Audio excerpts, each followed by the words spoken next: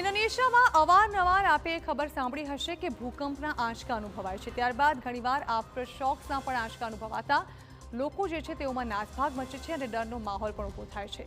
ત્યારે સવાલ એ થઈ રહ્યો છે કે વારંવાર કેમ ઇન્ડોનેશિયામાં આ પ્રકારે ભૂકંપના આંચકા અનુભવાય છે।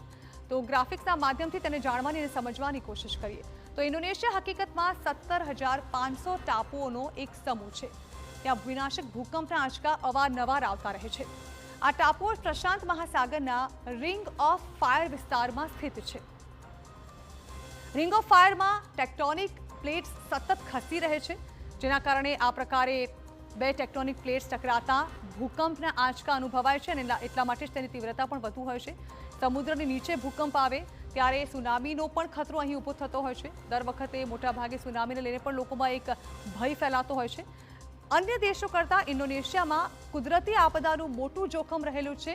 તેની આ પરિસ્થિતિને પગલે જ્યાં ભૂકંપ, સુનામી અને જ્વાળામુખી વિસ્ફોટનો સૌથી વધુ ખતરો જે છે તે મંડરાતો રહેતો હોય છે, જેના કારણે અવારનવાર અહીં આ પ્રકારે લોકોમાં આ પ્રકારની પરિસ્થિતિ ઊભી થતી હોય છે। વર્ષ 2004માં સૌથી વધુ 9.3ની તીવ્રતાનો ભૂકંપ અનુભવાયો હતો, જેમાં 2.20 લાખ લોકોના મોત થયા હતા।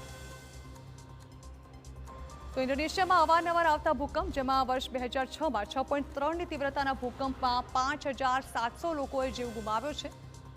વર્ષ 2018માં 7.5ની તીવ્રતાના ભૂકંપમાં 5,000 લોકોના મોત થયા હતા।